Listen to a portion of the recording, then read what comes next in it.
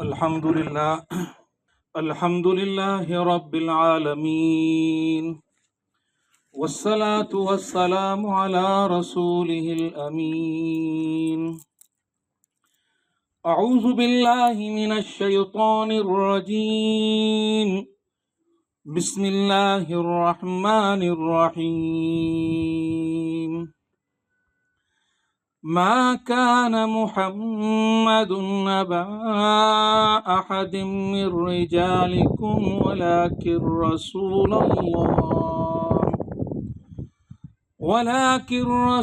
الله وخاتم النبيين، وكان الله بكل شيء عليما. صدق الله مولانا العظيم، وصدق رسوله النبي الكريم، ونحن على ذلك من الشاهدين والشاكرين، والحمد لله رب العالمین. درود شریف پڑھ لیجیے گا. اللہم صلی علی سیدنا مولانا محمد وعلی آل محمد کما صلیت علی ابراہیم وعلی آل ابراہیم انک حمید مجید.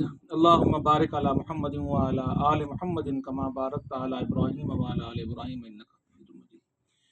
انتہائی قابل احترام بزرگوں اور نوجوان ساتھیوں، اللہ تبارک و تعالیٰ کے کلام پاک سے سورہ احزاب کی آیت نمبر 40 آپ کے سامنے تلاوت کی گئی. اللہ رب العالمین سے دعا کرتا ہوں کہ وہ مجھے سچ کہنے کی، ہم سب کو سمجھنے کی اور ہم سب کو قرآن پاک کی اس آیت مبارکہ کو پر عمل کرنے کی توفیق عطا فرمائے. ربیع الاول کا مہینہ ہے اور الحمدللہ 4 سو ہمیں سیرت مصطفیٰ صلی اللہ علیہ وسلم پر گفتگو کے سلسلے نظر آ رہے ہیں، اور یہ بات قرآن پاک کے اس دعوے کی سچائی اور حقانیت کو بھی ثابت کرتی ہے جس میں آج سے 1400 سال پہلے جب اللہ رب العالمین نے اس قرآن پاک کو نازل کیا تھا تو رب کائنات نے یہ اعلان کیا تھا کہ وَرَفَعْنَا لَكَ ذِكْرَكَ، ارفع ہوگا آپ کا ذکر، بلند ہوگا آپ کا ذکر، بلند کر دیا گیا ہے آپ کا ذکر. تو اللہ رب العالمین نے محمد مصطفیٰ صلی اللہ علیہ وسلم کے جس ذکر کو بلند کرنے کی بات کی تھی، اس وقت کوئی یہ نہیں سمجھ پا رہا تھا کہ ذکر کس طرح بلند ہوگا، اس لیے کہ مکے کی صورتحال اور مدینے کی صورتحال اور وہاں منافقین اور مشرکین کے معاملات تو اس طرح کے تھے کہ وہاں انسان کے ذکر کو بلند کرنے کا ایک ہی ذریعہ سمجھا جاتا تھا کہ انسان کی نسل کے ذریعے سے انسان کا ذکر آگے چلتا ہے، اس کے تذکرے آگے چلتے ہیں، اس کی بات آگے چلتی ہے. لیکن جب نبی اکرم صلی اللہ علیہ وسلم کی نرینہ اولاد دنیا کے اندر نہ رہی، جو پیدا ہوئی وہ بھی دنیا سے رخصت ہو گئی، حضرت قاسم اور حضرت ابراہیم دونوں کا وصال ہو گیا، تو مشرکین مکہ میں خاص طور پہ جشن منانا شروع کر دیے، تانے دینا شروع کر دیے، ٹھٹھولیاں کرنا شروع کر دیں کہ آپ جس تذکرے کو لے کے چلے ہیں، آپ جس ذکر کو لے کے چلے ہیں، آپ جس نظریے کو لے کے چلے ہیں اور آپ جس فکر کو لے کے چلے ہیں، یہ تو اپنی موت آپ ہی مر جائے گی، اس لیے کہ آپ کو تو نرینہ اولاد ہی نہیں ہے، کل کون آپ کے ذکر کو لے کے چلے گا؟ تو اس وقت میں رب کائنات نے جواب دیا تھا کہ انا آتیناک الکوثر فصل لربک وانحر ان شانئک ھو الابتر. یہ جو آپ کو کہہ رہے ہیں کہ آپ کا نام نہیں رہے گا، ان کا نام نہیں رہے گا، ان کا نام و نشان نہیں رہے گا، یہ قرآن نے دعویٰ کیا تھا. ایک دعویٰ کہ ورفعنا لک ذکرک، اور پھر دوسرا دعویٰ کہ یہ لوگ جو آپ کی مخالفت کر رہے ہیں، جو آپ کو تکلیف پہنچا رہے ہیں، آپ کے نرینہ اولاد جو رب کائنات نے لے لی، اس پر یہ جشن منا رہے ہیں اور خوشیاں منا رہے ہیں اور یہ بات کر رہے ہیں کہ آپ کا نام لینے والا کون ہوگا. تو ان شانئک ھو الابتر، یہ جو کہنے والے نا، کل ان کو یاد کرنے والا کوئی نہیں ہوگا. اور پھر دیکھیں کس طرح ہوا کہ وہ جو کہنے والے تھے مشرکین مکہ، آج ان مشرکین مکہ کو اگر یاد بھی کیا جاتا ہے تو کس انداز سے یاد کیا جاتا ہے؟ ایک تذلیل کے حوالے سے یاد کیا جاتا ہے، ایک حقارت کے حوالے سے یاد کیا جاتا ہے، توہین آمیز رویوں کے حوالے سے یاد کیا جاتا ہے. یا آقا نامدار حضرت محمد مصطفیٰ صلی اللہ علیہ وسلم کو ان لوگوں نے جو تکلیفیں پہنچائیں، جو اذیتیں پہنچائیں، جن مصائب سے آپ صلی اللہ علیہ وسلم کو گزرنا پڑا، آج عاشقان رسول کی نفرت کا وہ لوگ نشان ہے اور ہمیشہ رہیں گے. اللہ رب العالمین کا وہ پیغام بھی ثابت ہوا. اور پھر رب کائنات کو جو محمد مصطفیٰ صلی اللہ علیہ وسلم کو درجات عطا فرمائی، فضیلت عطا فرمائی، مقام عطا فرمایا، حیثیت عطا فرمائی، اس کا بھی جگہ جگہ قرآن پاک کے اندر ذکر ملتا ہے. جیسے سورہ کوثر کے اندر آپ کے سامنے بھی تلاوت کی گئی کہ انا اعطیناک الکوثر، بے شک ہم نے آپ کو کوثر عطا کی. تو اس کوثر کے بارے میں بھی لوگ سوچتے ہیں کہ یہ کیا ہے. سب سے پہلی بات ہے کہ یہ وہ چیز ہے کہ جو کسی اور کو عطا نہیں ہوئی، یہ صرف اور صرف محمد مصطفیٰ صلی اللہ علیہ وسلم کو عطا ہوئی. تو یہاں سے شان مصطفیٰ کا ذکر ملتا ہے، اور پتہ چل رہا ہے کہ اس شان مصطفیٰ بیان کون کر رہا ہے؟ بیان کرنے والی ذات رب کائنات کی خود اپنی ذات ہے. وَرَفَعْنَا لَكَ ذِكْرَكَ، اس ذکر کو جو بلند کیا گیا تو اس بلندی کا ایک مقام یہ بھی ہوتا ہے کہ تذکرہ کر کون رہا ہے. تمہارے تذکرے تو دنیا کے عام لوگ کر سکتے ہیں، عام افراد کے ذریعے سے ہو سکتے ہیں، لیکن یہاں تذکرہ تو وہ تذکرہ ہے کہ جو عیسیٰ علیہ السلام نے بھی کر دیا. جو آج اگر ہم ہندوؤں کی مقدس کتابیں اٹھا کر دیکھ لیتے ہیں تو ان میں بھی محمد مصطفیٰ صلی اللہ علیہ وسلم کے تذکرے ملتے ہیں کہ ان خاصیتوں کا اور ان خصوصیات کا، ان خوبیوں کا حامل ایک فرد ہوگا کہ جو دنیا کے اندر اس طرح آئے گا اور جس کے پیچھے لوگ اس طرح چلیں گے. اور پھر وہ ہستی ایسی ہستی کہ جس کا تذکرہ نہ صرف یہ کہ مسلمانوں کے اندر جو ماننے والے وہ کریں گے، بلکہ جو بدترین مخالف ہوں گے، جو مذہبی مخالف ہوں گے، جن کے مذاہب اور ہوں گے، وہ لوگ بھی یاد کریں گے، اور وہ لوگ بھی آپ کے تذکرے کو اس انداز سے کریں گے کہ جب دنیا کے اندر بہترین سے بہترین ہستی کا کوئی تصور لایا جائے گا تو کوئی تصور بھی ایسا نہیں ہوگا جو محمد مصطفیٰ صلی اللہ علیہ وسلم کے تصور کے بغیر باقی رہ سکے. اور آپ کو معلوم ہے کہ جب 100 افراد کی فہرست بنانے کے لیے کہ عیسائی بیٹھا تو اس عیسائی کے پاس اس کے علاوہ کوئی مقام، کوئی بات نہیں رہی کہ سب سے پہلا انسان محمد مصطفیٰ صلی اللہ علیہ وسلم کو قرار دے دے.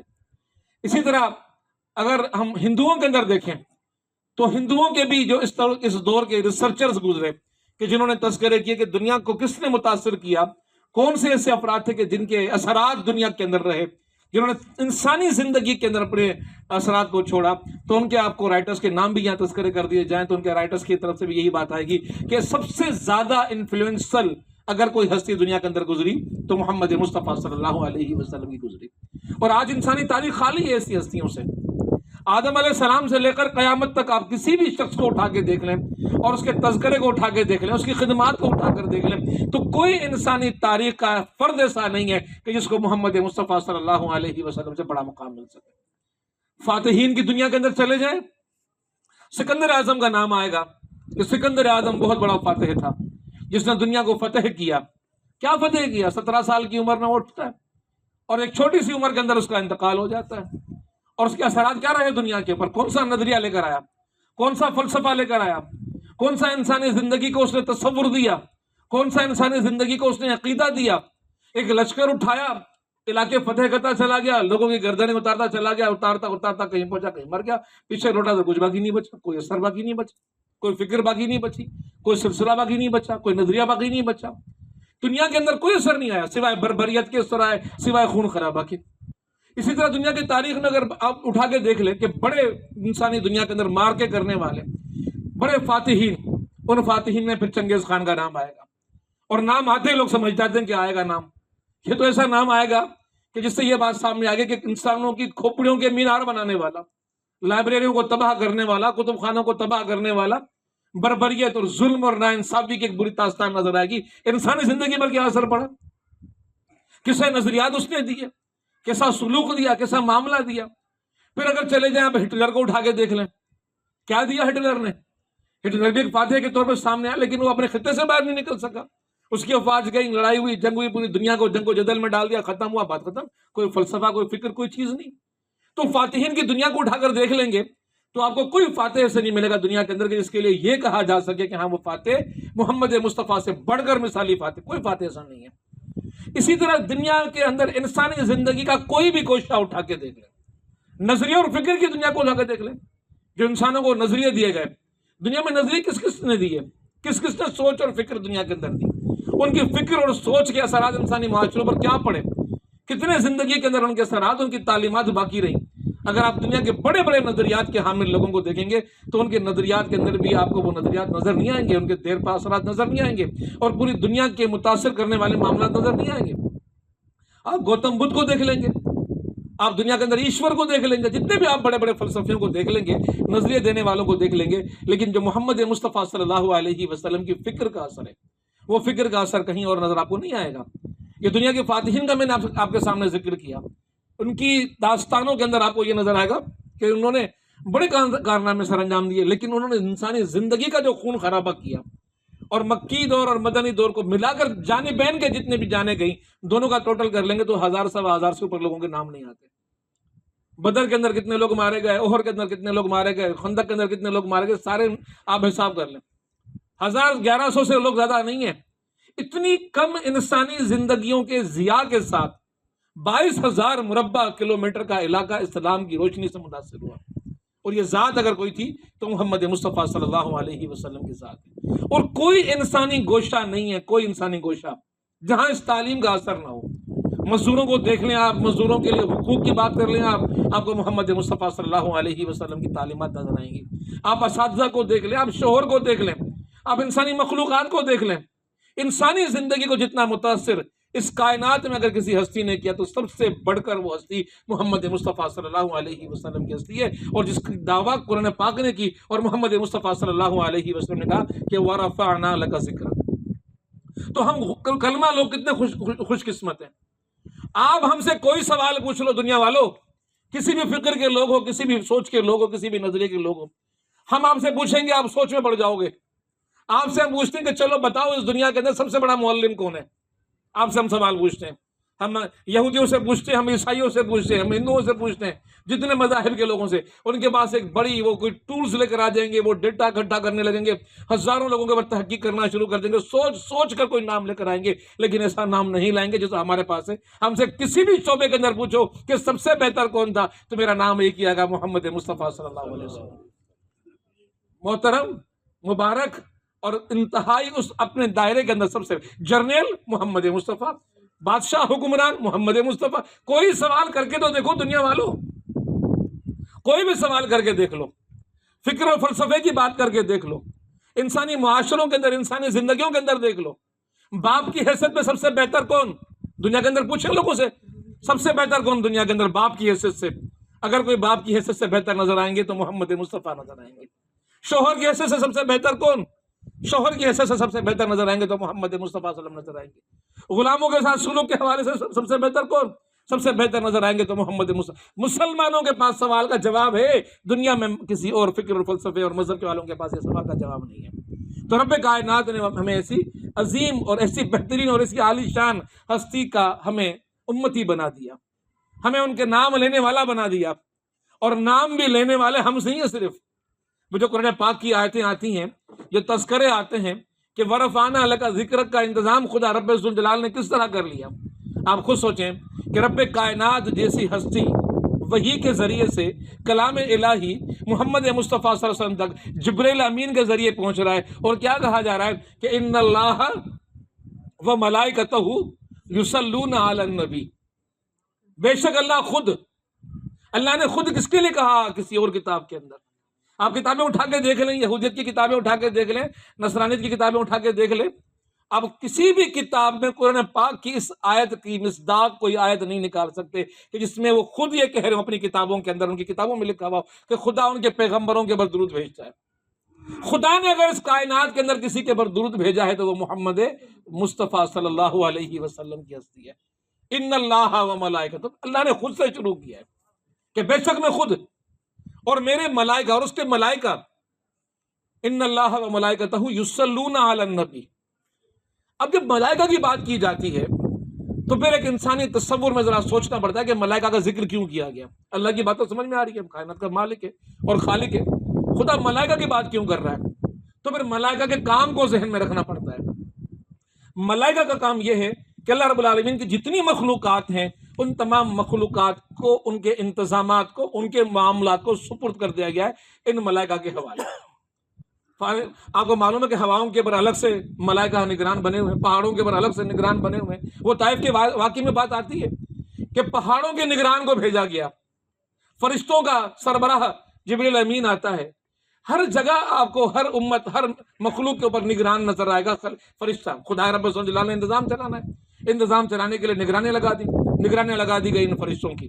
اب پھر ایک اور تصور ذرا کر لیں آپ، اگر نگران خود درود پڑھ رہا ہو تو زیر نگرانی مخلوق کیا کرے گی؟ اور کون سی مخلوق ہے کہ جو نگرانی کے بغیر ہے؟ یہ پوری کائنات کا انتظام خدا رب ذوالجلال نے چلایا ہے اور چلانے کے لیے نگرانی دے دی فرشتوں کو. تو ثابت یہ ہوا کہ یہ وہ واحد ہستی ہے اس پورے کرۂ ارض پر انسانی تاریخ کے اندر، انسانی دنیا کے اندر جس پر کوئی مخلوق ایسی نہیں کہ جو درود نہ پڑتی ہو، اور وہ ہستی محمد مصطفیٰ صلی اللہ علیہ وسلم کی ہستی ہے۔ یہی پرندوں کی زبانیں ہیں، یہی چوپایوں کی زبانیں ہیں، یہی پودوں کی زبانیں بھی ہیں۔ جہاں جہاں بھی زبانیں، جہاں جہاں بھی اظہار ہے، جہاں جہاں بھی سلیقہ ہے، اور جہاں جہاں بھی طور طریقہ چلے گا، ہر زبان پر، ہر مخلوق کے پاس یہی ذکر ہے کہ ذکر مصطفیٰ ہے، اور محمد مصطفیٰ صلی اللہ علیہ وسلم پر درود ہے۔ تو اتنا بڑا مقام رب ذوالجلال نے محمد مصطفیٰ صلی اللہ علیہ وسلم کو دے دیا۔ ان اللہ و ملائکتہ یصلون علی النبی، اور پھر یہ کہا گیا کہ تمہاری بقا بھی اسی کے اندر ہے، تمہاری سلامتی بھی اسی کے اندر ہے۔ یا ایھا الذین آمنوا صلوا علیہ وسلموا تسلیما، تمہاری بقا بھی اسی کے اندر ہے کہ تم انہی محمد مصطفیٰ صلی اللہ علیہ وسلم پر درود بھیجو۔ اور یہی وہ اثاثہ ہے، اور یہی وہ دولت ہے، اور یہی وہ فیض ہے، اور وہی وہ قیمتی آپ کے پاس ملکیت ہے کہ اگر آپ کے پاس ہوئی تو اس درود کی بدولت آپ کو رب کائنات جنت الفردوس میں جگہ عطا فرما دیتا۔ پھر وہ مشہور حدیث بھی آتی ہے کہ صحابی رسول ہیں اور محمد مصطفیٰ صلی اللہ علیہ وسلم کی خدمت میں آ کر حاضر ہوئے ہیں اور عرض کرتے ہیں کہ یا رسول خدا، میں اپنی دعاؤں کا ایک حصہ آپ پر درود کے لیے وقف کرنا چاہتا ہوں۔ یہ بار بار آپ نے حدیث سنی ہوگی۔ میں اپنی دعاؤں کا ایک حصہ آپ پر درود کے لیے وقف کرنا چاہتا ہوں، اور میں آپ سے مشورہ مانگتا ہوں، رہنمائی چاہتا ہوں کہ کتنا حصہ آپ پر درود کے لیے وقف کروں۔ پھر خود ہی بتاتے ہیں کہ رسول خدا، میرے دل میں تو یہ بات آئی ہے، میرے خیال میں تو یہ بات آئی ہے کہ ایک حصہ آپ پر درود کے لیے وقف کر دوں، باقی 3 حصے اپنی ضرورتیں، اپنی حاجتیں اور اپنی مشکلات کے لیے خدا رب ذوالجلال کی بارگاہ میں عرض کروں۔ کیا یہ بہتر ہے؟ اللہ کے نبی صلی اللہ علیہ وسلم پوچھ رہے ہیں۔ اللہ کے نبی صلی اللہ علیہ وسلم نے فرمایا کہ ہاں یہ بہتر ہے، لیکن درود کی مقدار تم بڑھا دو، تمہارے لیے زیادہ بہتر ہوگا۔ آقا نامدار فرما رہے ہیں درود کی مقدار بڑھا دو، تمہارے لیے زیادہ بہتر ہوگا۔ پھر وہی صحابی کہتے ہیں رسول خدا اب کیا چاہیے؟ اللہ کے رسول سے تصدیق چاہیے تھی کہ جو کر رہے ہو ٹھیک ہے، لیکن مقدار بڑھا دو۔ تو سوچ کے کہا گیا رسول خدا ٹھیک ہے، آج کے بعد میری آدھی دعائیں آپ پر درود کے لیے اور باقی آدھی دعائیں اپنی ضرورتیں، حاجتیں اور مشکلات ان کے لیے اللہ رب العالمین کی بارگاہ میں عرض کروں گا۔ کیا یہ بہتر ہے؟ دوبارہ بھی رسول خدا صلی اللہ علیہ وسلم نے کہ ہاں یہ بہتر ہے، لیکن درود کی مقدار بڑھا لو، تمہارے لیے زیادہ بہتر ہوگا۔ صحابہ رسول پھر اور خوش ہو گئے کہ مجھے میری نجات کا سامان مل رہا ہے، آخرت میں میری مشکلات کا مجھے حل مل رہا ہے۔ دنیا کی مشکلات جو مجھے اللہ سے مانگنی تھی، اگر میں مقدار درود کی بڑھا رہا ہوں تو مجھے اس کے بدلے کے اندر رب ذوالجلال کی طرف سے نصرت اور مدد مل رہی ہے۔ اور میرے نبی فرما رہے ہیں یا رسول خدا یہ بات ہے تو آج کے بعد میری دعاؤں کے 3 حصے آپ پر درود کے لیے وقف، اور باقی ایک حصہ اپنی ضرورتیں، اپنی حاجتیں، اپنی مشکلات ان کے لیے اللہ رب العالمین کی بارگاہ کے اندر میں عرض کروں۔ یہ انسانی عقل اور ذہن ہے نا، یہ انسانی عقل اور ذہن ہے کہ میں اللہ سے مانگوں اللہ مجھے دے گا، اللہ کی بارگاہ میں عرض کروں اللہ مجھے دے گا، اللہ کی بارگاہ میں فریاد کروں اللہ مجھے دے گا۔ یہ انسانی عقل ہے، اس کے بغیر تو مجھے ملے گا نہیں۔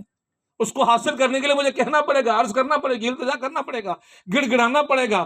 یہ راستہ تو کھلا رہے، ایک حصہ تو کم از کم کھلا رہے، ورنہ میں سارا درود ہی پڑھتا رہوں تو مجھے ملے گا کیا؟ یہ تصور انسانی ہے۔ لیکن اللہ کے رسول صلی اللہ علیہ وسلم نے فرمایا کہ ہاں یہ بہتر ہے، لیکن درود کا حصہ تم اور بڑھا دو تو تمہارے لیے زیادہ بہتر ہے۔ یہ بات صحابی نے سنی تو خوش ہو گئے اور کہا رسول خدا اگر آج کے بعد میری دعا آپ پر درود سے شروع ہوگی اور آپ پر درود پر ختم ہوگی تو سن لیجئے وہ مسئلہ کہ جس مسئلے کی میں نے آپ کو نشاندہی کی کہ انسانی عقل کم سوچتی ہے، تھوڑا سوچتی ہے، وہ سمجھتا ہے کہ میں نے مانگا تو مجھے ملے گا۔ اللہ کے رسول فرمایا کہ اگر تم نے ایسا کیا، تمہاری ضرورتیں، تمہاری حاجتیں اور تمہاری مشکلات دور کرنا اللہ کے ذمہ ہو جائے گا، خدا اپنے ذمہ لے لے گا کہ یہ میرا بندہ یہ مجھ سے مانگ نہیں رہا لیکن میرے نبی پہ درود بھیج رہا ہے، ان درود کے پڑھنے کے بدلے میں اس کی زندگی کی مشکلات دور کرنا میری ذمہ داری، اس کے مسائل حل کرنا میری ذمہ داری، اس کے مسئلے حل کرنا میری ذمہ داری، یہ رب ذوالجلال اپنے ذمہ لے لیتا ہے۔ تو اتنی بڑی حدیث کے اندر اتنا بڑا پیغام، اور صحابہ نے کہا رسول خدا اگر یہ حقیقت ہے تو آج کے بعد میری ہر دعا آپ پر درود سے شروع ہوگی اور آپ پر درود پہ ختم ہوگی۔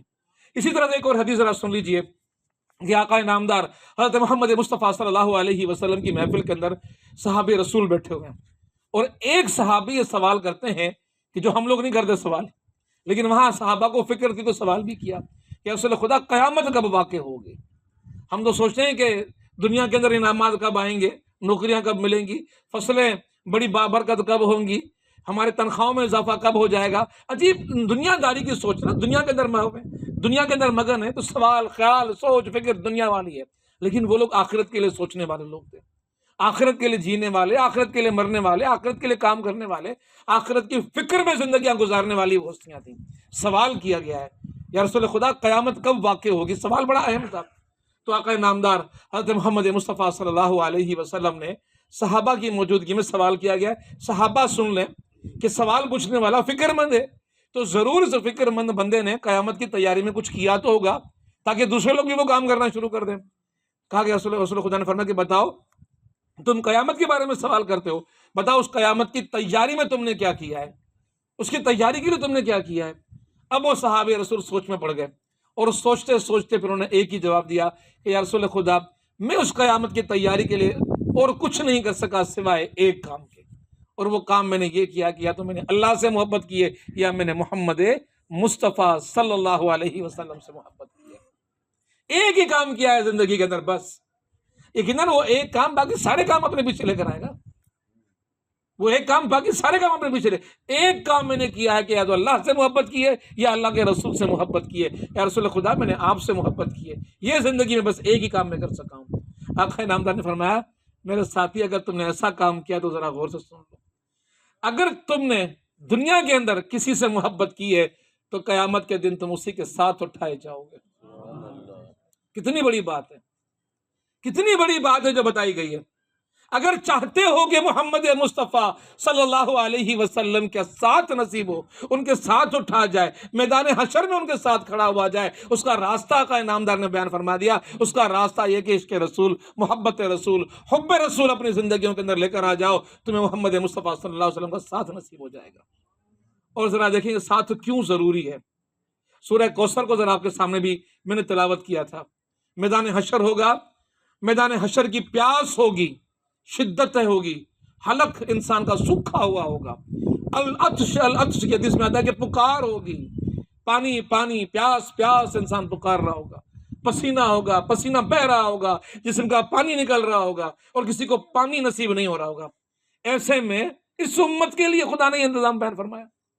اس امت کے لیے درجہ دیکھیں, اس امت کے لیے انتظام کر دیا گیا کہ اللہ کے نبی صلی اللہ علیہ وسلم کو کوثر عطا کر دی گئی. اب یہاں تصور یہ آتا ہے کہ میدان حشر ہوگا اور میدان حشر کے اندر ایک حوض ہوگی اور اس کا نام کوثر ہوگا. جی بالکل درست تصور ہے, لیکن تصور کو ذرا ایکسٹینڈ کرنے کی ضرورت ہے, وسیع کرنے کی ضرورت ہے کہ یہ حوض کوثر ہوگی کیسی.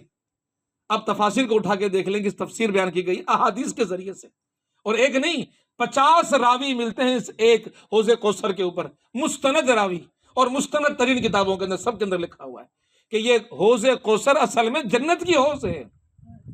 اس جنت کے اندر بہے گی میرے محمد کے نام کی حوض, میرے محمد کے نام کی حوض.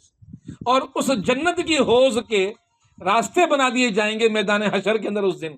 جو امتی محمد مصطفیٰ کا ہوگا, ان کا عاشق ہوگا, ان کی چاہت دل کے اندر رکھنے والا ہوگا, ان کے اوپر کلمہ پڑھنے والا ہوگا, ان کے درود پڑھنے والا ہوگا, ان کے دین کے لیے جدوجہد کرنے والا ہوگا, اللہ کے رسول صلی اللہ علیہ وسلم خود کھڑے ہو کر اپنے ہاتھوں سے اس کو حوض کوثر کا پانی پلائیں گے. اور وہ حوض کوثر کہ جس کی تعریف احادیث کے اندر بیان ہوئی کہ جس کے اندر کے کنکر اور پتھر ہیروں کے ہوں گے اور موتیوں کے ہوں گے, اس کا بہتا ہوا پانی برف کی طرح شفاف چاندی کی طرح چمکتا ہوا ہوگا, اور وہ پانی شہد سے زیادہ میٹھا ہوگا, خوشبودار معطر ہوگا. اسی اور پھر یہ بات بھی سمجھا دی گئی کہ ایسے میں جب امتی آ رہے ہوں گے یہ دیکھ کے کہ ہمارے آقا کھڑے ہوئے ہیں, چلو ان کے پاس چلتے ہیں, تو ایسے میں فرشتے بعض کو دھکیل کر دور کر رہے ہوں گے. اللہ کے نبی فرمائیں گے اپنی علامتوں سے تو لگتے میرے امتی ہیں, کیوں میرے امتیوں کو مجھ سے دور کر رہے ہو؟ تو جواب ملے گا کہ آپ کے بعد آپ کے طریقے کو چھوڑ دیا, اور دوسری جگہ تھا کہ آپ کے بعد انہوں نے اپنے طریقے ایجاد کر لیا. جو طریقہ میرے محمد مصطفیٰ نے چھوڑا اس کو ترک کر دیا, اس کو اختیار نہیں کیا, اپنے طریقے ایجاد کر لیے, عبادات کے, ریاضتوں کے اور معاملات کے, دنیا کے اپنے فلسفے لے کر آ کر کہ نہیں وہ فلسفے تو پرانے ہو گئے, اپنے فلسفوں پہ چلنا چاہیے. تو یہ وہ لوگ ہیں کہ جن کو دھکیلا جا رہا ہوگا, جنہوں نے راستہ طریقہ محمد مصطفیٰ صلی اللہ علیہ وسلم کا چھوڑا ہوگا. اسی لیے واضح کر دیا گیا قرآن پاک کے اندر, رب کائنات نے دو ٹوک اعلان بات کر دی، واضح کر دیا کہ جو جنت کا مالک ہے، جو دوزخ کا مالک ہے، ایاک نعبد و ایاک نستعین اہدنا الصراط المستقیم، استعانت اس سے طلب کرنا، صراط مستقیم اس سے طلب کرنا، جو مالک یوم الدین ہے، اور کوئی مالک یوم الدین نہیں ہے۔ والامر یومئذ للہ، قرآن کے الفاظ ہیں، کسی اور کا امر نہیں چلے گا، کسی اور کی مرضی نہیں چلے گی، کسی اور کا حکم نہیں چلے گا، اس دن اللہ کا حکم چل رہا ہوگا، کسی اور کا نہیں چل رہا ہوگا۔ تو مالک کیا کہتا ہے، قیامت تک کے انسانوں کو کیا کہہ رہا ہے، قل ان کنتم تحبون اللہ، کہہ دو ان سے اگر تم یہ چاہتے ہو کہ تمہیں خدا کی محبت حاصل ہو جائے، اور خدا کی محبت کا عکس کیا ہے، نتیجہ کیا ہے، رزلٹ کیا ہے، خدا کی محبت کا نتیجہ، عکس اور رزلٹ جنت الفردوس ہے، اگر خدا کی محبت مل گئی۔ اور اگر خدا کی محبت نہ ملی، انسان جہنم میں جائے گا۔ قل ان کنتم تحبون اللہ، اگر تم یہ چاہتے ہو کہ تمہیں اللہ کی محبت حاصل ہو جائے، فاتبعونی، ان سے کہہ دو اے محمد کہ تمہاری اتباع کریں۔ تبع عربی زبان کا لفظ جس کی معنی یہ ہے کہ وہ جانور، وہ مویشی، وہ پرندہ، وہ کوئی بھی جو ماں کے دودھ پر پلتا ہے، شیر خوار ہوتا ہے۔ تبع اس کی فطرت کیا ہوتی ہے؟ انسانی دنیا کے اندر دیکھ لیں آپ لوگ کہ بچہ ماں سے جدا نہیں ہوتا، ٹھکانہ ماں کی گود، اور ماں جہاں جائے بچہ اس کے پیچھے جاتا ہے۔ آپ بکریوں کو دیکھ لیں، بھیڑوں کو دیکھ لیں، گایوں کو دیکھ لیں، بھینسوں کو دیکھ لیں، جہاں ماں جا رہی ہوگی ماں کو لے کے چلو، ماں کو باندھ دو، بچے کو چھوڑ دو، بچہ ماں سے دور نہیں جاتا، ماں کے پیچھے پیچھے چلتا ہے۔ اور کیسے چلتا ہے؟ ماں پہاڑوں پہ چڑھ جائے، بچہ پہاڑوں پہ جا رہا ہوگا ماں کے پیچھے، ماں ریگستانوں میں نکل جائے، بچہ ریگستانوں میں جا رہا ہوگا، ماں آگ میں اتر جائے، بچہ آگ میں اتر جائے گا۔ اس کا یقین اور ایمان یہ ہے کہ میری بقا، میری حفاظت میری ماں کے پیچھے چلنے میں۔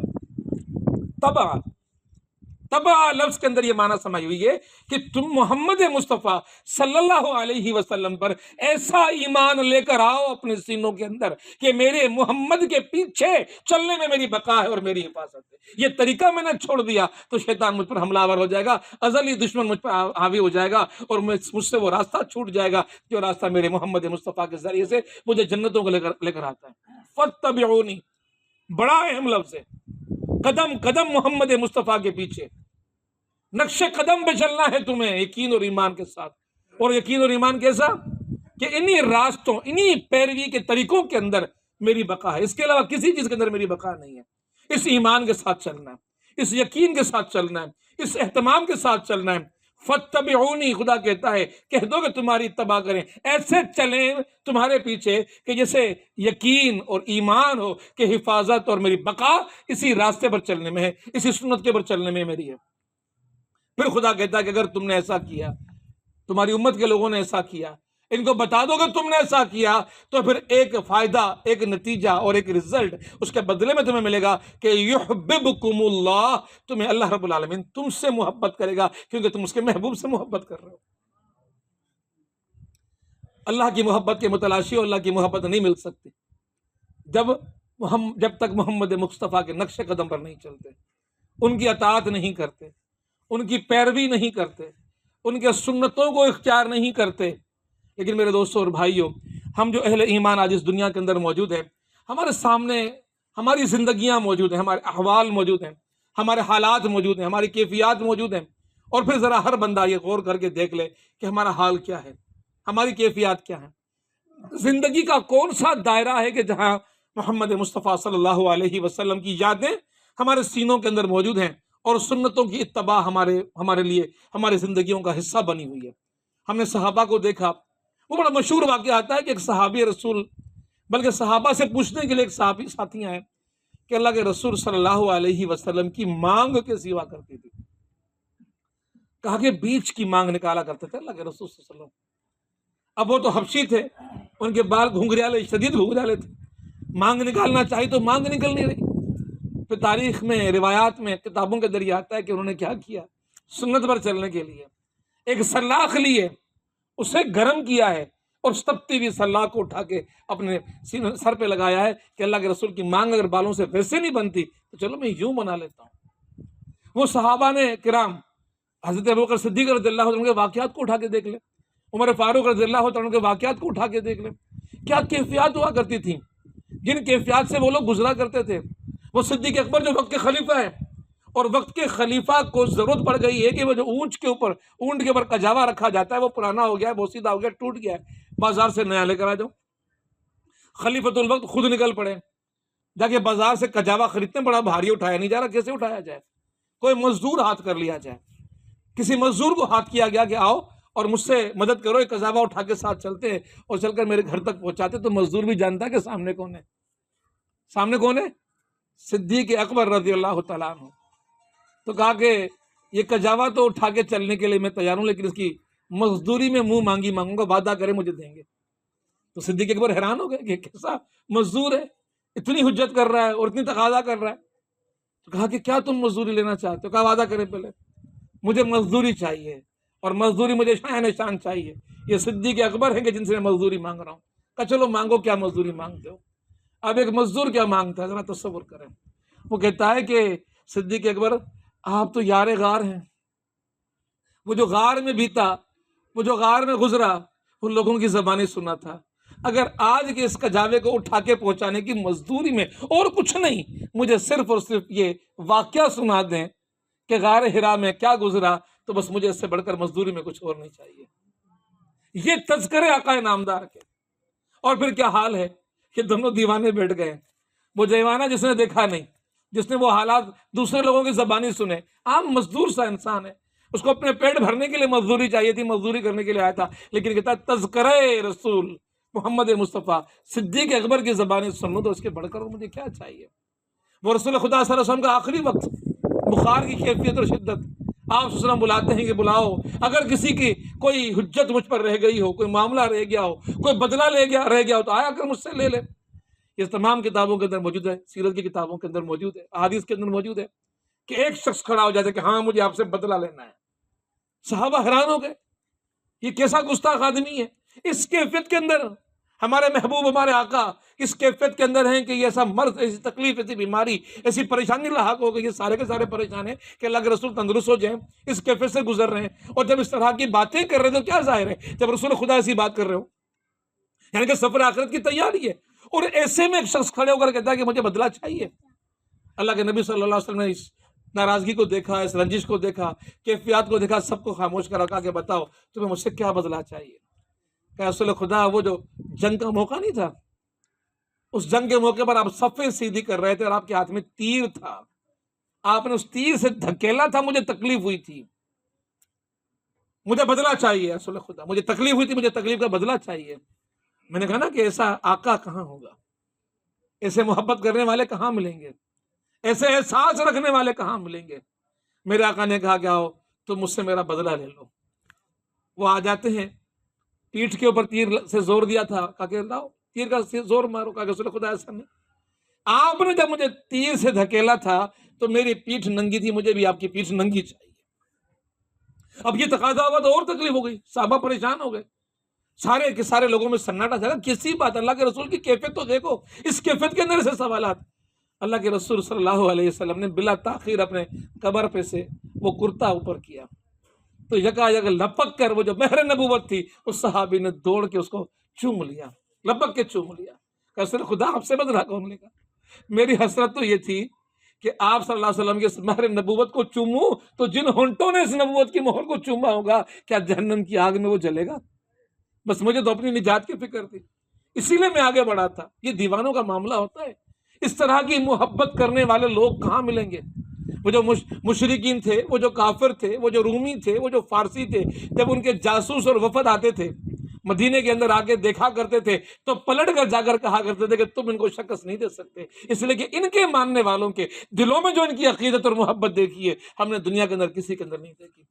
تو یہ عقیدت اور یہ محبت تقاضا کرتی ہے کہ ہم محمد مصطفیٰ صلی اللہ علیہ وسلم کے ساتھ ایسا تعلق جوڑیں، ایسا تعلق اور رشتہ استوار کریں کہ ہماری زندگیاں، ہمارا جینا اور ہمارا مرنا آقا نامدار حضرت محمد مصطفیٰ صلی اللہ علیہ وسلم کے لیے ہو جائے.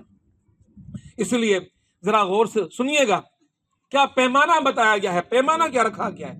ایک جگہ بتایا گیا کہ یہ محبت اتباع کی صورت میں محمد مصطفیٰ کے ساتھ ہو جائے تو پھر یہ بات آگے بڑھے گی. اور پھر بتایا گیا کہ لا یؤمن احدکم حتی اکون احب الیہ من والدہ وولدہ والناس اجمعین، کوئی مومن ہو ہی نہیں سکتا۔ اعلان تو سن لیا سب لوگوں نے، غور کیا کیا اعلان ہے؟ اعلان یہ کہ تم مومن نہیں ہو سکتے، یہ کلمہ لا الہ الا اللہ اور محمد الرسول اللہ تم پڑھ کے ایمان سمجھ لو کہ ہم لے کر آگے، قبول نہیں ہوگا۔ اس وقت تک قبول نہیں ہوگا جب تک کہ تمہاری زندگیوں میں حتی اکون احب الیہ، اس رسول سے محبت اس پیمانے کو نہیں پہنچ جاتی، من والدہ وولدہ والناس اجمعین، کہ اپنے والدین، اپنی اولاد، والناس اجمعین، تمام انسان سے بڑھ کے تمہارے دلوں میں محمد مصطفیٰ کی محبت نہ آ جائے۔ ہم دیکھ لیں کہ ہمارا حال کیا ہے، ہم دیکھ لیں کہ ہمارا حال کیا ہے۔ ہمارا حال تو بہت برا ہے، ہماری کیفیت تو بڑی شرمناک ہے، المناک ہے۔ ہمارا حال تو یہ ہے کہ میرے محمد تو کل قیامت کے روز حوض کوثر پہ کھڑے ہوں گے اور ہم لپک لپک کے وہاں جا رہے ہوں گے۔ آقا کا نام تو لیا ہم لوگوں نے، آقا کا کلمہ بھی ہم لوگوں نے پڑھا ہے، ساری میٹھی میٹھی باتیں ہم نے کر لی ہیں، ساری میٹھی میٹھی باتیں ہم لوگوں نے کر لی ہیں، لیکن اس دین کی سربلندی کا وہ کام جو آقا نامدار حضرت محمد مصطفیٰ صلی اللہ علیہ وسلم نے کیا، اقامت دین کا کام، جب سے حکم ہوا ہے، جب غار سور سے نکلے ہیں، جب غار حرا سے نکلے ہیں، اتر کر حرا سے سوئے قوم آیا اور ایک نسخہ کیمیا لے کر آیا۔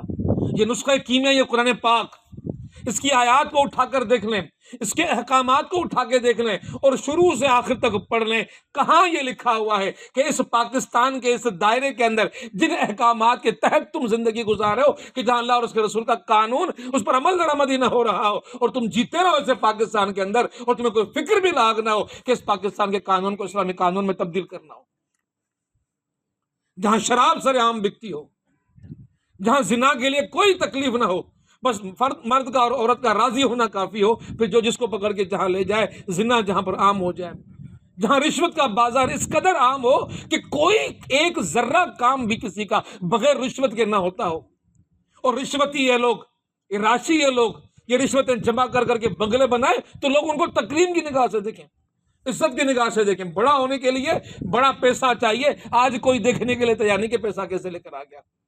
کیا سمت درست ہے ہمارے قوانین کی کہ جن اصولوں کو قائم کرنے کے لیے، جن ضابطوں کو طے کرنے کے لیے، جن احکامات کو قرآن اپنے اندر لے کر آ گیا، وہ احکامات سارے کے سارے یوں کے یوں پڑے ہوئے، اور ساری امت خوش ہے کہ ہاں ٹھیک ہے، ہم بہت اچھا کام کر رہے ہیں۔ 95% آبادی کا ملک ہمارے پاس، جس کا دستور بندو اسلام کے نام پر گیا، لیکن وہ دستور آج بھی دیکھتے آئلی قانون کیسے بنے ہوئے ہیں۔ اس دستور کے تحت اس پاکستان کے اندر ہمارا معاشی نظام کے ساتھ چل رہا ہے، بینکوں میں سود نہیں چل رہا، ہمارے تعلیمی اداروں کے اندر کون سی تعلیم چل رہی ہے؟ پاکستان کے تمام تر یونیورسٹیز کے اندر آپ چلے جائیں، دیکھ لیں کہ کیا کلچر ہے وہاں پر، کون سا کونا ہے کہ جہاں آپ کو کپلز نظر نہیں آ رہے ہوں گے، بےہودگی کی علامتیں، بےہودگی کے حالات، بڑے بڑے تعلیمی ادارے جہاں لوگ پڑھ رہے ہیں وہاں ساری بےہودگی کی عام آپ کو کیفیات نظر آ جائیں گی۔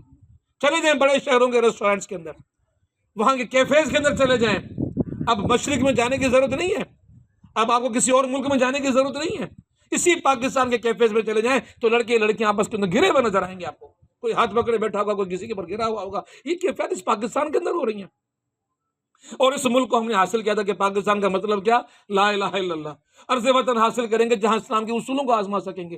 ہمیں اقامت دین کا کام کرنا ہے پاکستان کے اندر، اور محمد مصطفیٰ کو اقامت دین کرنی تھی مشرکین مکہ کے وطن کے اندر، یہودیوں کے وطن کے اندر، عیسائیوں کے پاس جا کر خطوط لکھنے پڑ رہے تھے۔ ایسے ماحول کے اندر تلواروں کی چھاؤں میں میرے محمد مصطفیٰ صلی اللہ علیہ وسلم نے اس دنیا کے اندر اس اسلام کے نفاذ کا اور اقامت دین کا کام کیا۔ آج ہمارے اس معاشروں کے اندر اقامت دین کا جو قرآن کا تصور ہے، جہاد کی جو آیتیں جمع کرو 2.5 پارے بن جاتے ہیں، وہ جدوجہد جو بزور قوت ہوتی ہے، جو بزر قلم ہوتی ہے، جو معاشروں میں تبدیلی اور انقلاب کو لانے کے لیے ہوتی ہے، آج ہمارے پاس وہ ساری کی ساری سنتیں غائب ہو گئی ہیں۔ آج صدیق اکبر کی طرح کوئی پکارنے والا نہیں ہے کہ وہ جانور کو باندھنے والی وہ جو رسی تھی اس کا بھی جو زکوٰۃ کا پیسہ دیا جاتا تھا، کوئی نہیں دے گا تو تلوار کی نوک پہ رکھوں گا اس کو۔ آج زکوٰۃ کا نظام عام نہیں ہے۔ کون لوگ ہیں جو عشر دے رہے ہیں؟ کتنے زمیندار ہیں جو عشر دے رہے ہیں؟ کون ہے ان سے عشر لینے والا؟ کون ہے زکوٰۃ کا نظام دینے والا؟ کون ہے وہ اسلامی معیشت اور معاشرت دینے والا؟ تباہی اور بربادی کا پورا سامان بنا ہوا ہے۔ پھر ہم سب کی موجودگی کے اندر، اسی بر صغیر کے اندر ایسے بھی لوگ پیدا ہو گئے کہ جن لوگوں نے اس پاکستان کے اندر، اس بر صغیر کے اندر، آج پاکستان کے اندر بھی موجود ہے، لیکن پاکستانی قیام سے پہلے سے لے کر اس پاکستان کے اندر نبوت کی دعوائیں ہوئیں، اس خطے کے اندر نبوت کی دعوائیں ہوئیں۔ قادیان کہیں اور نہیں ہے۔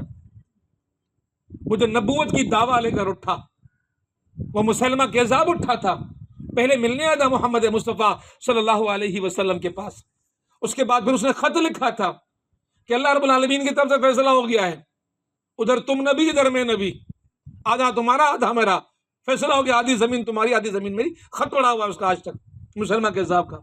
تو اللہ کے رسول صلی اللہ علیہ وسلم نے مسلمہ کذاب کو جو خط کا جواب لکھا تھا، مسلمہ کذاب کر کے لکھا تھا، اور لکھا تھا کہ زمین نہ تیری نہ میری، زمین تو اس رب کی ہے، ہم تو اس کے بندے ہیں۔ تو کیا چاہتا ہے؟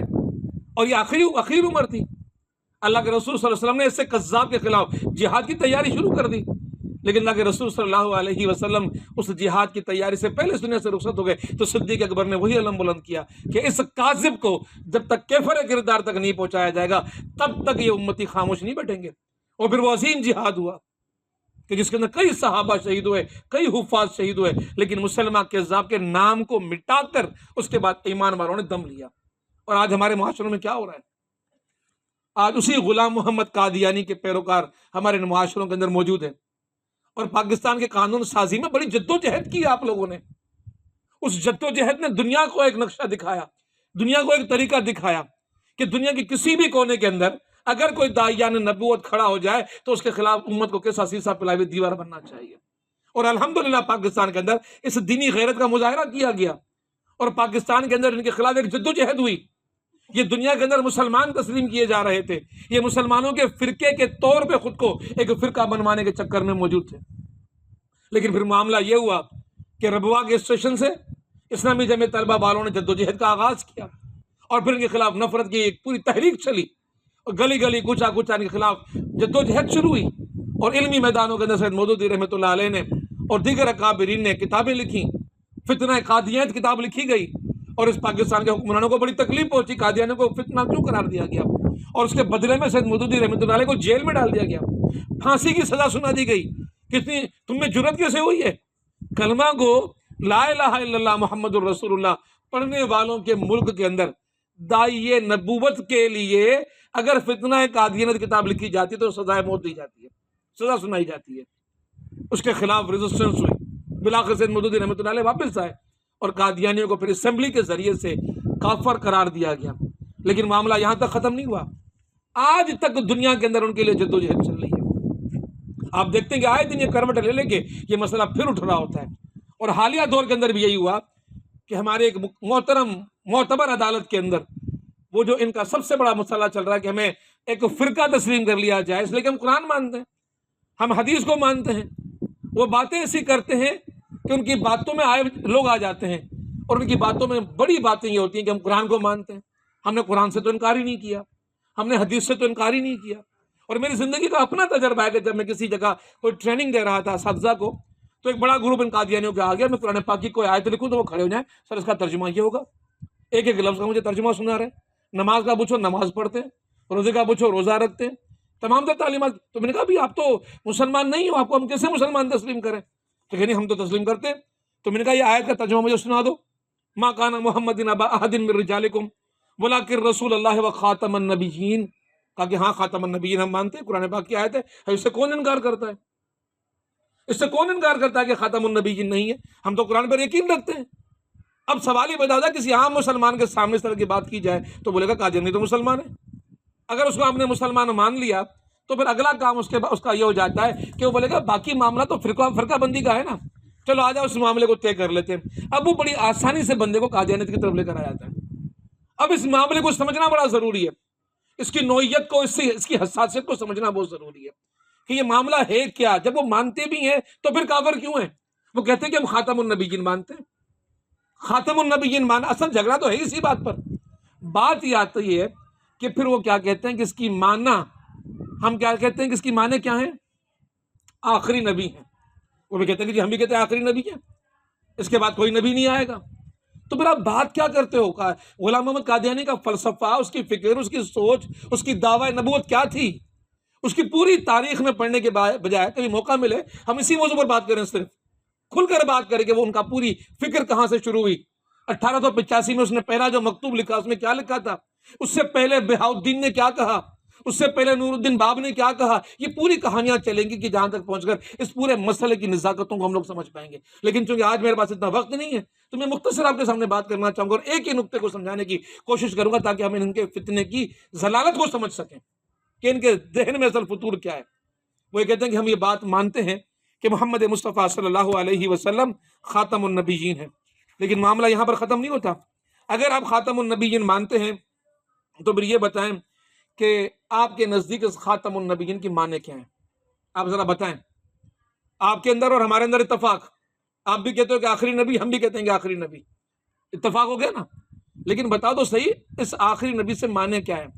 وہ کہتے ہیں کہ صفات اور کمالات میں محمد مصطفیٰ صلی اللہ علیہ وسلم جیسا کوئی ہے نہ ہوگا، کمال صفتوں کے اوپر آپ موجود تھے، ہم یہ بات کہتے ہیں۔ اچھا بھائی آپ یہ بات بھی مانتے تو بہت اچھی بات ہے، اور بڑھ کر کیا ماننا چاہیے؟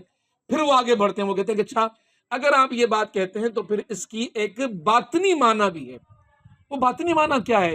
پھر وہ کہتے ہیں کہ وہ علامہ اقبال نے ایک مشہور شعر نہیں کہا تھا، وہ مشہور شعر کہا تھا، ایک شاعر تھا ہندوستان کے اندر مر گیا کہ وہ اس کے لیے مرثیہ لکھتے ہیں علامہ اقبال، اور اس کی مصرع یہ کہ آخری شاعر جہاں جہاں آباد کا خاموش ہے، آخری شاعر جہاں آباد کا خاموش، جہاں آباد ایک شہر تھا، وہاں کا ایک شاعر تھا، بڑا کمال کا شاعر تھا، ایسا شاعر تھا ہی کوئی نہیں، بات اس پہ ختم ہے، اس سے کوئی اور ہو ہی نہیں سکتا۔ تو کیا اس کے بعد کوئی شاعر پیدا نہیں ہوا؟ یا جہاں آباد کے اندر وہ آخری شاعر تھا، اس کے بعد بھی شاعر پیدا ہوتے رہے؟ تو جب یہ بات وہ کرتے ہیں تو کہتے ہیں کہ قرآن نے جو بات کہی ہے نا خاتم النبیین، وہ ان معناؤں میں کی ہیں۔ میاں داد جیسا بیٹسمین، بھائی کمال، ختم ہو گئی بات یہاں پر، ایسا بیٹسمین کہاں پیدا ہوگا؟ ارشد ندیم ایسا نیزہ باز، ارے بھائی بات ختم ہو گئی، حد ہو گئی، بس اس کے بعد تو کچھ ہونا نہیں ہے۔ کہتے ہیں کہ یہ کمال صفت کو بیان کرنے کے لیے بات کی گئی ہے، اس کی قطعاً معنی یہ نہیں ہے کہ ان کے بعد کوئی نبی نہیں آئے گا۔ اب وہ اصل بات کھولتے ہیں، اس کے قطعاً معنی ہے کہ صفات کے کمال کی وجہ سے یہ بات کہی گئی ہے خاتم النبیین، لیکن اصل بات یہ نہیں ہے۔ اصل بات ہے کہ صفات کو بیان کرنے کے لیے کہا گیا کہ ایسی صفات میں ان جیسا کوئی ہے نہ ہوگا، اور وہ اپنے دور کے اندر سے تھے، لیکن اس کے اندر کہاں یہ لکھا ہوا ہے کہ اس کے بعد ان صفات کا حامل شخص پیدا نہیں ہوگا؟ بیٹسمین تو بعد میں پیدا ہو رہے ہیں، شاعر تو بعد میں پیدا ہو رہے ہیں، لطیف بعد میں پیدا ہو رہا ہے، لطیف ثانی بھی کسی کو کہا جا رہا ہے۔ تو پھر یہ بات جو سمجھنی ہے وہ سمجھنی یہ ہے کہ آپ یہ کہتے ہو کہ وہ آخری نبی ان معناؤں میں تھا کہ صفات کی حد کو بیان کرنے کے لیے ایک مبالغے کے صیغے کے طور پہ قرآن پاک نے یہ بات کہی۔ اصل بات یہ نہیں ہے قرآن یہ کہہ رہا ہو کہ ان کے بعد کوئی نبی نہیں آئے گا، قرآن کی اس بات کو تم لوگوں نے غلط سمجھا ہے۔ پہلی بات منواتے ہیں کہ آخری نبی مانو، ہم بھی کہتے ہیں آخری نبی ہیں، پھر کہتے ہیں کہ صفات اور کمال کے اندر ہو، اس لیے مبالغہ کا صیغہ ہے۔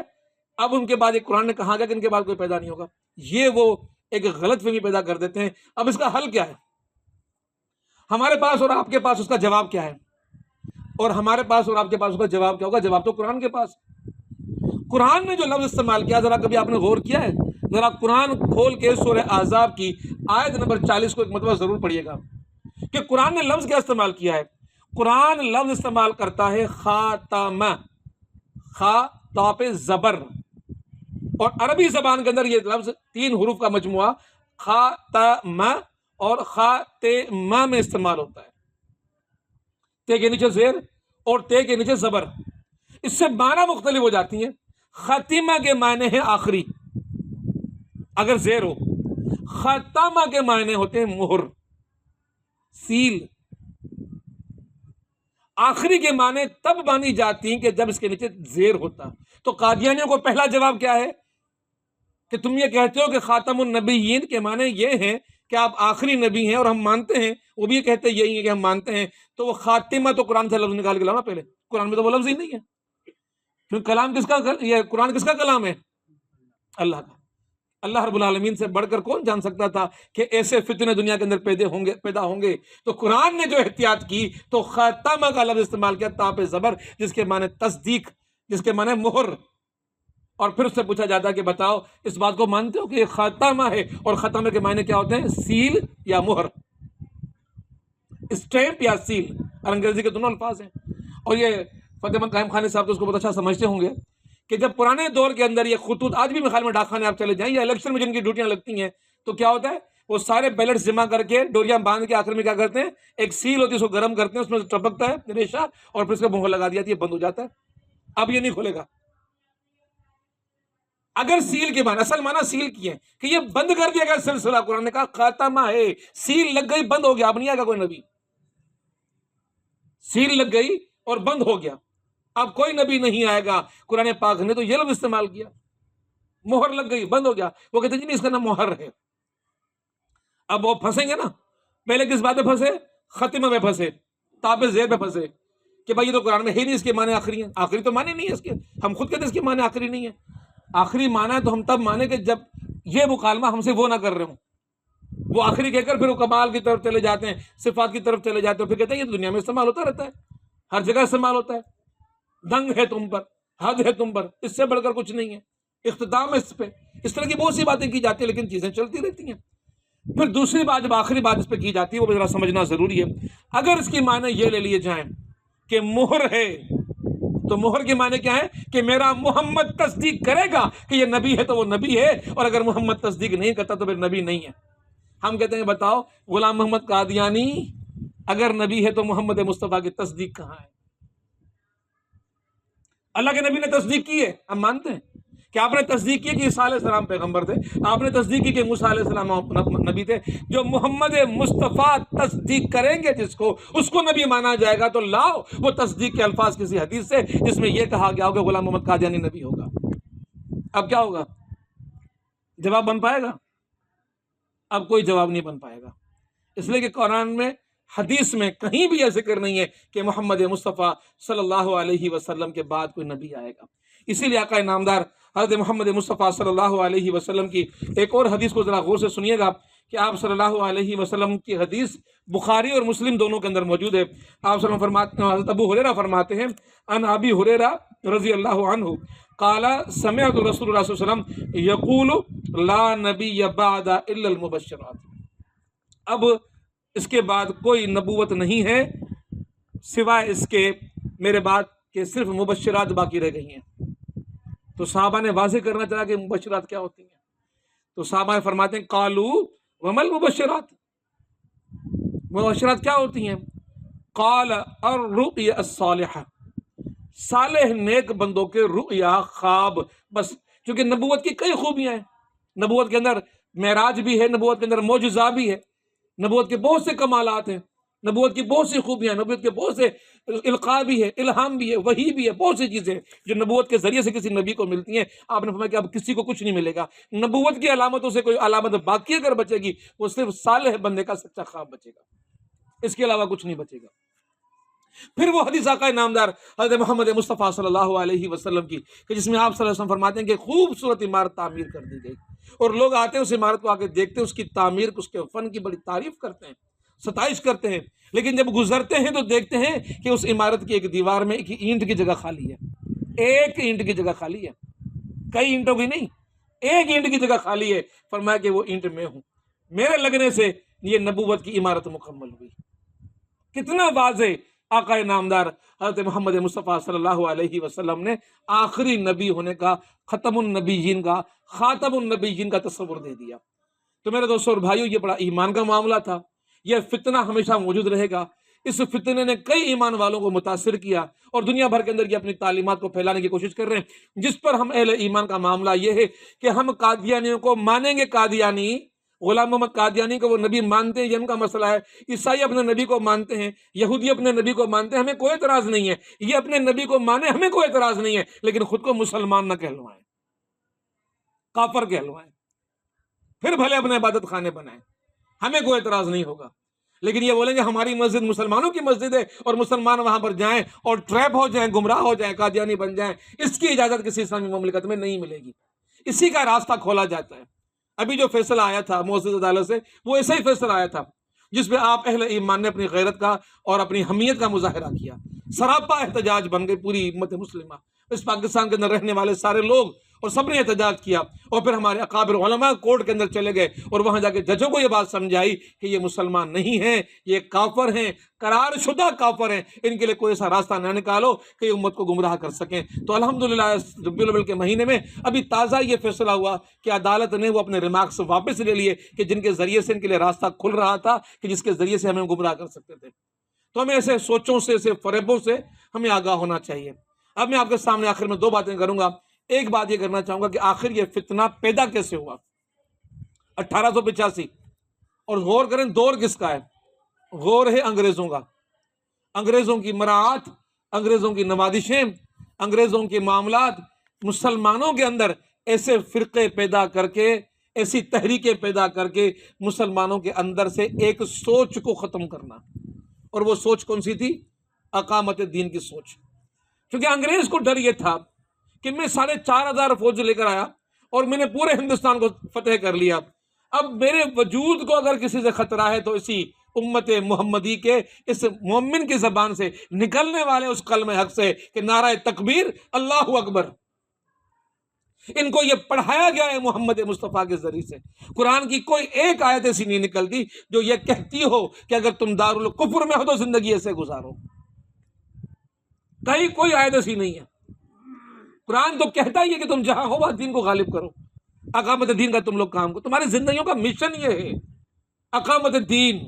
اس کے لیے تمہیں جدوجہد کرنی ہے، اس کے لیے تمہیں کوشش کرنی ہے، اس کے لیے تمہیں اپنے آپ کو پیش کرنا ہے۔ اور پھر محمد مصطفیٰ صلی اللہ علیہ وسلم کی زندگی، صحابہ کی زندگی، وہ 30 سال کا جو دور گزرا ہے خلافت راشدہ کا، وہ مکمل دور جہادوں کا دور ہے، جدوجہد کا دور ہے۔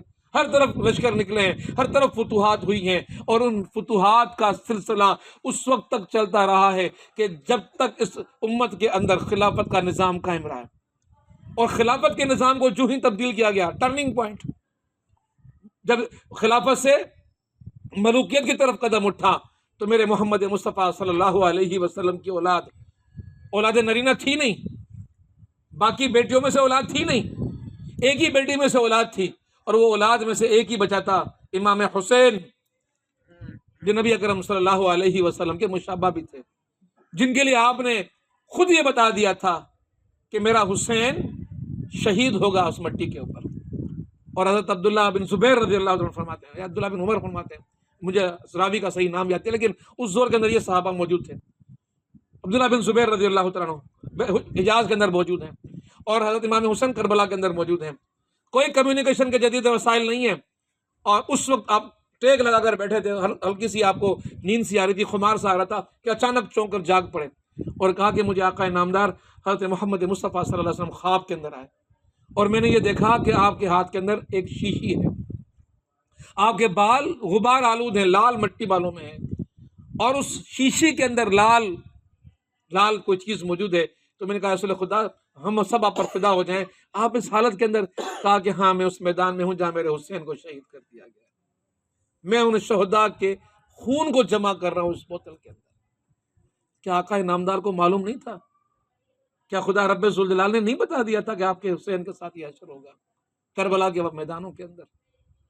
جبرائیل امین آئے، اور وہ حدیث موجود ہے، دوسری حدیث یہ بھی موجود ہے، اللہ کے نبی صلی اللہ علیہ وسلم بیٹھے ہوئے ہیں، اچانک آنسو بہنا شروع۔ ام سلمہ رضی اللہ عنہ فرماتی ہیں، رسول خدا کیا ہو گیا؟ آپ نے اچانک آپ کا چہرہ غم آلود ہو گیا ہے، افسردہ سے ہو گئے۔ کہا کہ جبرائیل امین آئے میرے پاس اور آ کر مجھے اطلاع دی کہ تمہارا یہ حسین جو تمہاری گود میں کھیل رہا ہے، اس کو تمہاری امت کے لوگ ایک ایسے میدان کے اندر شہید کر دیں گے، بے دردی کے ساتھ، اولاد کے ساتھ۔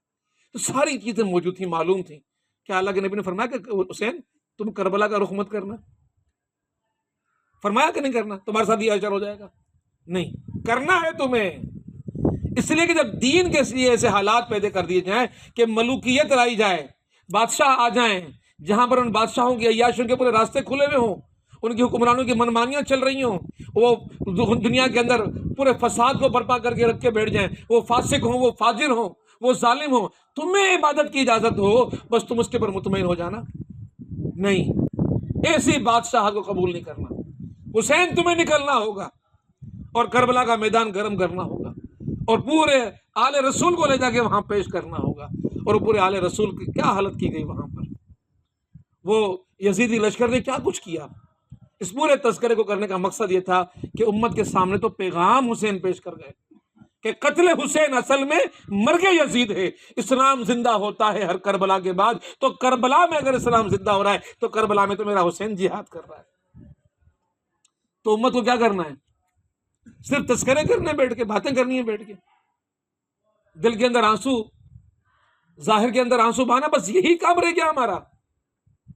یا کربلا کا میدان آج بھی ہمیں گرم کرنا ہے، آج بھی کفر کو للکارنا ہے، بادشاہت کو ختم کرنا ہے، حکمرانی لے کر آنی ہے نیکوکاروں کی. اسی لیے یہ پیغام آپ کے سامنے پیش کیا جاتا ہے کہ زندگی گزارنے تو زندگی کے 3 اصول سمجھ لو سیرت مصطفیٰ صلی اللہ علیہ وسلم سے اور قرآن کی تعلیمات سے. 3 نقطے سمجھ لو. پہلا نقطہ یہ ہے، میری گفتگو کا آخر چل رہا ہے، پہلا نقطہ یہ ہے کہ زندگی اللہ کی بندگی اور محمد مصطفیٰ کی پیروی، اطاعت، اس کے سوا کچھ نہیں. زندگی مکمل بندگی رب، اور کسی کی بندگی نہیں، بندگی رب. اور پیروی کس کی؟ اطاعت کس کی؟ فرما برداری کس کی؟ اتباع کس کی؟ محمد مصطفیٰ صلی اللہ علیہ وسلم کی. ہم سب یہ بات کو مانتے ہیں. تو پھر فرق کیا ہے ہمارے اس قول و قرار کرنے کے بعد؟ کیا فرق ہے ہماری زندگیوں کے اندر؟ یہی زندگیاں جو ہماری گزر رہی ہیں ہم سب کی، ہم سب اس میں شامل ہیں. پھر دوسرا جو قرار کرایا جاتا ہے، وہ دوسرا اقرار یہ کرایا جاتا ہے کہ زندگی سے درنگی اور منافقت کو ختم کرو. کلمہ بھی پڑھتے ہو اور پھر ان کو قبول کرتے ہو، یزیدوں کو ایمان کا اعلان بھی کرتے ہو اور حسین کا غم بھی مناتے ہو، اور پھر تم نکلتے نہیں ہو کربلا کے میدانوں کی طرف. یہ درنگی اور منافقت نہیں ہے تو اور کیا ہے؟ تمہارے ملک کا یہ حشر، تمہارے معاملات کا یہ حشر، تمہاری عدالتوں کا یہ حشر، تمہارے تعلیم خانوں کا یہ حشر، اور تم خاموش بیٹھے ہوئے ہو. نکلتے کیوں نہیں ہو تم؟ یہ منافقت اور درنگی ختم کیوں نہیں کرتے زندگیوں سے؟ وہ کردار تم کیوں نہیں لے کر آتے جو کردار غازیوں کے کردار تھے یا شہداء کے کردار تھے؟ وہ کرداروں کی گرمیاں، وہ جذبے، وہ تمہارے سینوں کے اندر وہ حرارتیں موجود کیوں نہیں ہیں؟ تم کس طرح اس کفر کی حکمرانی کے اندر مطمئن ہو کر بیٹھ گئے ہو، اس نظام کے اندر مطمئن ہو کر بیٹھ گئے ہو؟ تم کیوں نہیں اٹھتے؟ تمہیں کربلا کا میدان یاد کیوں نہیں رہتا؟ تم کیوں نہیں میدانوں کا رخ کرتے، جہاد کے میدانوں کا رخ کرتے، جدوجہد کے میدانوں کا رخ کرتے؟ یہ زندگی سے درنگی نکالو، یہ منافقت نکالو. اور تیسری اور آخری بات جو کربلا سے آئی، تیسری اور آخری بات یہ تھی کہ دنیا کے اندر یہ جو زمام کار اقتدار ہے، یہ فاسقوں اور فاجروں یعنی کہ یزیدوں سے، فاسقوں اور فاجروں سے چھینو اور صالحین اور نیکوکاروں کے حوالے کرو. یہ پیغام لے کر جب آپ لوگ اٹھتے ہیں، سیرت کا پیغام، سنت کا پیغام، قرآن کا پیغام، حدیث کا پیغام، اس امت کے لیے پیغام موجود ہے پوری تاریخ اسلام کے اندر سے، صحابہ کی تاریخ سے، اہل ایمان کی تاریخ سے. اور اگر اس پر تم عمل کی بات کرتے ہو تو پھر تمہیں یہ راہیں، گھاٹیاں دکھائی جاتی ہیں جو قادیانیت کی راہیں آتی ہیں.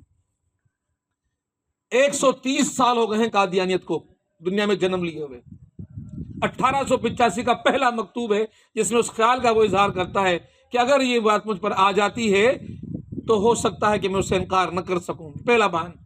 اور 1895 کے اندر نبوت کا اعلان. 10 سالوں کے اندر پورا مراحل، اس نے وہ مراحل کی بات آئے گی کبھی کہ کون کون سے مراحل احادیث کے اندر بیان ہوئے تھے جو حضرت عیسیٰ علیہ السلام کے نزول کے حوالے سے آئے تھے کہ دوبارہ جب انہوں نے آنا تو کس طرح آئیں گے. تو وہ اس ذریعے سے اپنے آپ کو نبوت کے دائرے پر لے کر آتا ہے، پورے راستوں کو، گھاٹیوں کو طے کرنے کی وہ پوری بات کرتا ہے. جو تمثیلات، جو باتیں وہ کرتا ہے، بعد میں کبھی ذکر موقع تو بات کریں گے. لیکن میں آپ کے سامنے بات کرنا چاہتا ہوں کہ یہ وہ ذریعہ تھا جس کو مسلمانوں کے اندر پلانٹ کیا گیا، جو مسلمانوں سے یہ سوچ نکالنا چاہتا تھا کہ تمہیں جہاد کی، تمہیں جدوجہد کی، تمہیں اقامت دین کی بات نہیں کرنی. اس کے اندر اس کے لیے ان کو لایا گیا تھا. اور آج تک اس غبارے کے اندر اس لیے ہوا بھری جا رہی ہے کہ قادیانیت کو اگر اسلام تسلیم کر لیا گیا، مسلمان تسلیم کر لیا گیا تو مسلمانوں سے جہاد چلا جائے گا اور بڑا کام آسان ہو جائے گا. ہمیشہ ہمیشہ کے لیے، قیامت تک کے لیے مسلمانوں کو زیر کر سکیں گے. تو اقامت دین کا یہ سلسلہ آپ سے چھیننا چاہتے ہیں. آپ نے اور ہم نے مل کر اقامت دین کی جدوجہد کو تھام لینا ہے اور اس کے لیے اپنا کام کرنا ہے. اسی حوالے سے آج ہماری یہ پوری تحریک، ہمارے پورے ساتھی آپ کے پاس آتے ہیں، آپ کے پاس پیغام لے کر آتے ہیں اور گلی گلی، محلہ محلہ آپ کو یہ پیغام دے رہے ہیں. ان 3 باتوں کو جو مانتا ہے، زندگی کا اصول تسلیم کرتا ہے، وہ آ جائے اور اگر اپنے آپ کو ممبر بنا لے اور ہمارا ساتھ چلنا شروع کر دے تاکہ ہم نہ صرف اس قادیانیت کو جڑ سے اکھاڑیں بلکہ 3 کام اس ملک کے اندر کر سکیں. پہلا کام، اس ملک کے اندر جو عوام ہوگی اس کے لیے ایک ہی راستہ ہوگا، بندگی رب اور پیروی محمد مصطفیٰ صلی اللہ علیہ وسلم کی. دوسری بات یہ کہ درنگی اور منافقت والے رویے نہیں چلیں گے. سیدھا مسلمان چاہیے جو اللہ اور اس کے رسول کو ماننے والا ہو، اور وہ کام تب ممکن ہوگا جب کربلا کی گھاٹیوں سے گزریں گے، زمام کارن ظالموں سے، فاسقوں سے، فاجروں سے لے کر صالحین اور نیکوکاروں کے حوالے کریں گے، جو مشن محمدی ہے، جو مشن حسین ہے۔ اللہ تعالیٰ سے دعا کرتے ہیں کہ اللہ رب العالمین ہمیں اس جد و جہد میں اس دنیا کے اندر کامیاب ہونے کی توفیق عطا فرمائے۔ اقول قولی ھذا استغفر اللہ لی ولکم ولسائر المسلمین فاستغفروا انہ هو الغفور الرحیم۔